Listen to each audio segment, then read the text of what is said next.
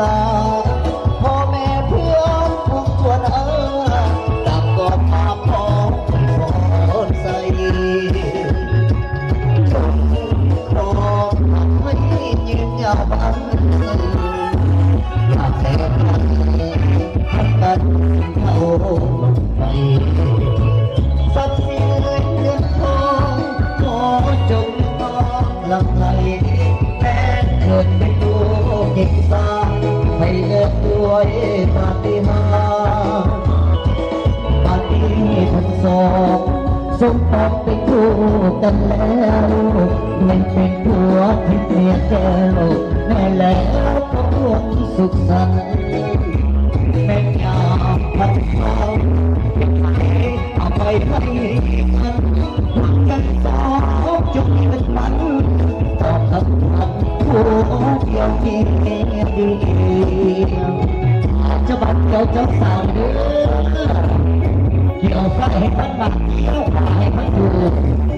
ได้ลูกนี่ให้ได้ลูกชายให้เย้าให้สุดเด้อน้อง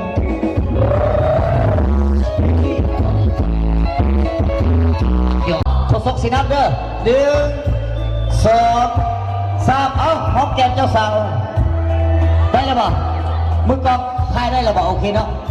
เอาสถานการณ์แสดงความฮักความเพลงของทั้งเจ้าสาวเพิ่นอนุญาตให้เกียรติหอมแก้มเจ้าบ่าวเนาะเอาทดสอบสินับ3 2 1เอามาเพื่อเสียงดังฟังสัตว์เถอะเนาะโอเคเนาะเอาขอเสียงตบมือดังๆหน่อยพี่น้องเด้อขอบใจสำหรับเสียงตบมือนะพี่น้องลูกพ่อจะยังไงลูกเอ้ยนี่ไม่เท่าเด้อกินพ่อย้อนหลังไม่เท่าโอ้ยขอเสียงเลยเด้อ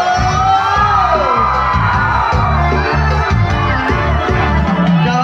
มาแอนน้อยใส่ผ้าที่เคยถูกผ้าไม้เพียงแรงเจ้าสาววันนี้ใส่ชุดสีแดงเจ้าสาววันนี้ใส่ชุดสีแดง